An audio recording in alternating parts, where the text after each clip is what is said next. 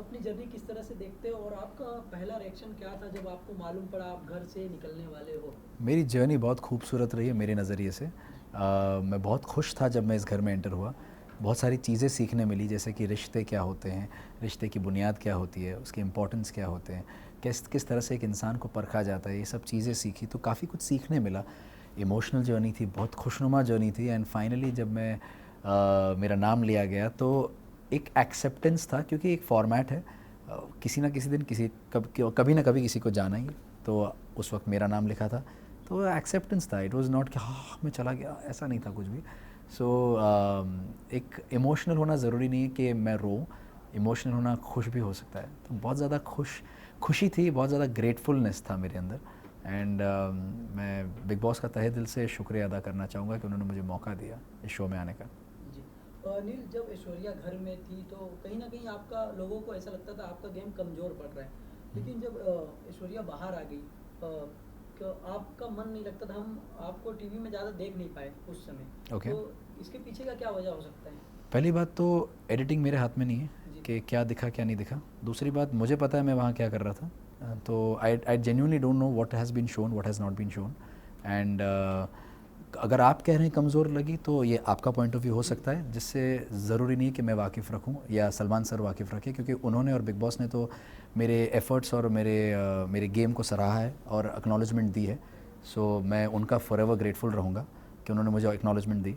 And second of all, हाँ बस I think मेरा जवाब इतना ही है, देने हाँ। की ज़रूरत नहीं है। विक्की जिस तरह से अंकिता को ट्रीट करते थे, उन्होंने तो अंकिता के ऊपर हाथ भी उठा दिया। हाथ उनके बारे उठाया, में। मारा नहीं है, उठाया है, तो क्लैरिटी उसमें रखते जी। हैं। आप एंड क्या कहना चाहेंगे उनके बारे में? सरासर गलत हरकत है ये। हालांकि मैंने वो विटनेस नहीं की है, बट जो मुझे बताया गया है, और आप जब ये सवाल पूछ रहे हैं तो उसका मतलब आपने भी वो चीज़ देखी है। और अगर ये चीज़ किसी रिश्ते में आ रही है तो किसी भी रिश्ते में होना ये गलत ही है। सो मैं इसका समर्थन नहीं देता। जी। सब उम्मीद करते थे आप लास्ट तक जाने वाले हो, लास्ट तक दिखोगे लोगों को, जी। लेकिन आप कहीं ना कहीं नहीं जा पाए। तो इस पे आपका क्या रिएक्शन है? ऑफ कोर्स मैं अपना दुख जाहिर करना चाहूँगा कि मुझे वो मौका नहीं मिला, और शो का फॉर्मेट आड़े आ गया जहाँ डबल एविक्शन हो गया। अगर वो नहीं होता तो कहीं ना कहीं मैं आगे बढ़ सकता था। जो मेरा इस हफ्ते का प्लान था, जो मैं कई बार जाहिर कर चुका हूँ अलग अलग इंटरव्यूज़ में, मैं वो खुलासा करना चाह रहा था इस संडे के नॉमिनेशंस में। संडे या मंडे, सॉरी, मंडे के नॉमिनेशंस में I wanted to bring out in the open what the reality of Vicky and Ankita क्या कर क्या रहे हैं, अब इनका नया क्या चल रहा है, इनका नई चुगली क्या चल रही है इनकी। So I think that's what my plan was. और जो जिस तरह से ईशा और अंकिता के रिश्ते में जो तनाव थी, वो तनाव भी मैं आगे लाना चाह रहा था, और किस तरह से अंकिता उसको छिपा के अपना जो पुराना तरीका था, अपना रिश्ता था, वो क्या रीज़न था। जो बोलते हैं ना, एक तरह एक सेइंग है इंग्लिश में, you scratch my back and I scratch yours. तो वो जो चीज़ जो उनके बीच में चल रही थी वो भी मैं सामने लाना चाह रहा था। और जैसे कि आपने देखा कि पिछले कुछ हफ्तों में मल्टीपल नॉमिनेशंस करने के मौके मिल रहे थे, तो आई थिंक वो भी मैं उसका फ़ायदा उठा के चारों को नॉमिनेट करना चाह रहा था। जी। आपके निकलने के पीछे किसका हाथ हो सकता है, और कहीं ना कहीं आपको ये लगता है कि आपकी जगह किसी और को, किसको निकलना चाहिए था? बिल्कुल, पहली बात तो ये सब जानते हैं कि जी। मेरे नॉमिनेट होने के पीछे तो विकी का ही हाथ है।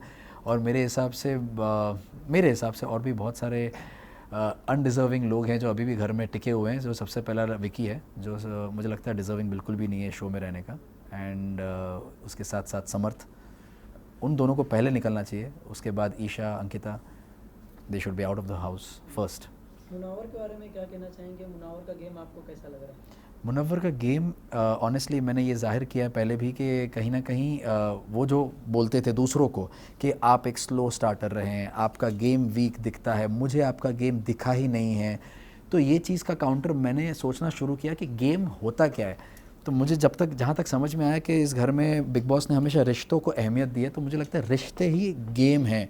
तो आपके रिश्ते जब तक ऑथेंटिक, रियल और ऑर्गेनिक रहेंगे, ऑटोमेटिकली आपके नंबर्स बढ़ते जाएंगे, आपके लोगों के नंबर्स बढ़ते जाएंगे। तो कहीं ना कहीं आपके लोग जब रहेंगे तो आपकी सेफ्टी बनी रहेगी, क्योंकि लोग आपके पास है, क्योंकि आप पर भरोसा रखते हैं।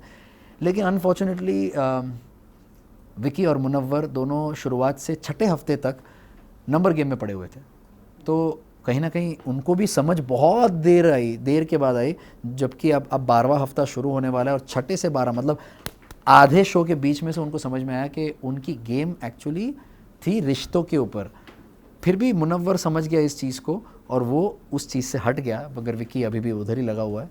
एंड तो आई वुड से मुनव्वर की गेम एक स्लो स्टार्टर गेम थी एंड समझ थोड़ी देर से आई about the game of the show. जी, ईशा और अभिषेक के गेम के बारे में क्या कहना चाहेंगे? कहीं ना कहीं राधे भैया बन गए थे अभिषेक लव एंगल।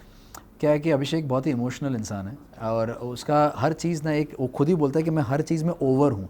अगर प्यार करता हूँ तो ओवर करता हूँ, गुस्सा करता हूँ तो ओवर करता हूँ, अगर मैं रोता हूँ तो ओवर होता है वो। तो उसने हमेशा ये चीज़ मेंटेन की और हम सब ने ये चीज़ देखी भी है।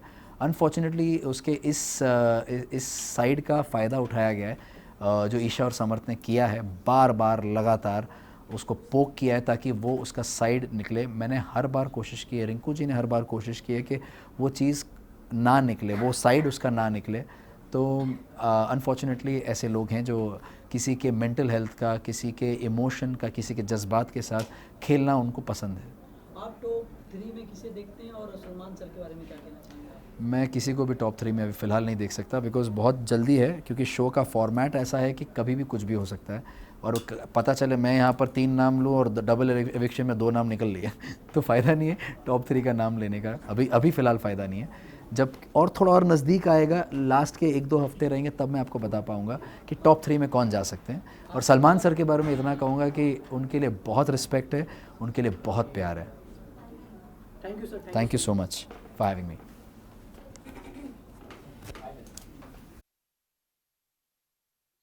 जी ठीक है, बोलिए।